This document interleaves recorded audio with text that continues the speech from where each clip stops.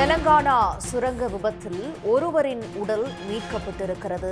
7 பேரை தேடும் பணி தொடர்கிறது. 2 வாரத்திற்கு பின் ஒருவரின் உடல் மீட்கப்பட்டிருக்கிறது. விவரங்களோடு இணைகிறார் எமது செய்தியாளர் ஜெயக்குமார். ஜெயக்குமார், முன்பே அனைவரும் இறந்து விட்டார்கள் என்பதை அறிவித்திருந்தது அரசு. இந்த நிலையில தற்போது ஒருவர் உடல் மீட்கப்பட்டிருக்கு. மற்ற விவரங்கள் என்ன?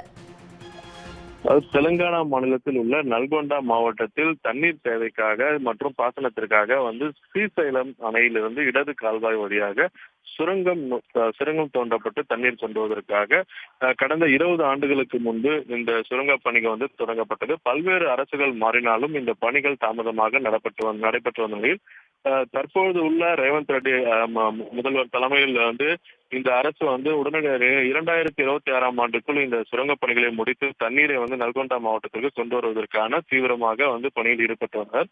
இந்த பணிகள் கடந்த 2 மாதங்களுக்கு முன்பு மீண்டும் தொடங்கப்பட்டு பணிகள் நடைபெற்று வந்த நிலையில் இந்த 14 கிலோமீட்டர் அளவிற்கு சுரங்க பணிகள் மேற்கொள்ளப்பட்டு வந்தது. இந்த 14வது கிலோமீட்டர் சுரங்க பணியில் அந்த தோண்டும் பணியில் ஊழியர்கள் ஈடுபட்டுள்ளனர். 50 ஊழியர்கள் ஈடுபட்ட நிலையில் திடீரென அந்த மேல் பகுதியில் உள்ள சுரங்க பணியில் இருந்து மண் சரிவு ஏற்பட்டு திடீர சிக்கிக் கொண்டனர்.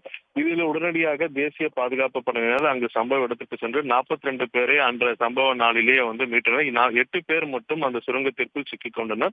அவர்களை தேடும் பணியில் தேசிய மற்றும் மாநில பேரிடர் மீட்பு படையினர் மற்றும் எலிவலை சுரங்கத்தில் சுரங்க பணிகள் ஈடுபடக்கூடிய ஊழியர்களை கொண்டும் தேடும் பணி தொடர்ந்து நடைபெற்று வந்தது. ராணுவ அதிகாரிகளும் இந்த முயற்சியில் ஈடுபட்டு வந்தனர். சுமார் 15 நாட்கள் நடைபெற்ற இந்த தேடுதல் பணியில் 8 ஊழியர்களும் இறந்து விட்டதாக கடந்த வாரமே தெலுங்கானா மாநில அரசு தெரிவித்திருந்தது. இந்நிலையில் கேரளாவிலிருந்து வரவழைக்கப்பட்ட தேசிய பேரிடர் மீட்பு படையினுடைய மோப்பனாய் கொண்டு சோதனை பணியில் ஈடுபட்ட போது அங்கு ஒருவரின் சடலம் அடையாளம் காணப்பட்டது. அந்த சடலம் யார் என்பது குறித்து விசாரணை செய்ததில் அது அந்த சுரங்கத்திற்காக துளையிடும் பணி இயந்திரத்தை துளையிடும் பணியில் ஈடுபட்டிருந்த தொழிலாளர் குர்பீத் சிங் என்பது தெரிய வந்தது. அவரது சடலத்தை தற்போது வெளியே கொண்டு வரப்பட்டு நல்கொண்டாவில் உள்ள நாகர் கர்னூலில் உள்ள அரசு மருத்துவமனைக்கு கொண்டு செல்லப்பட்டு பிரேத பரிசோதனை முடித்த பிறகு அவர்களின் சொந்த ஊருக்கு அனுப்பி வைப்பதற்கான பணியில் அதிகாரிகள் ஈடுபட்டுள்ளனர். மீதம் உள்ள 7 பேரையும் தேடும் பணி தற்போது தொடர்ந்து நடைபெற்று வருவதாகவும் இந்த பணியில் அடுத்தடுத்து நாட்களிலே 7 பேரின் உடல்களும் விரைவில் மீட்கப்படும் என்று அதிகாரிகள் தரப்பில் தெரிவித்துள்ளனர். உடனுக்குடன் செய்திகளை தெரிந்து கொள்ள சன் நியூஸ் பெல் ஐகானை கிளிக் பண்ணுங்க.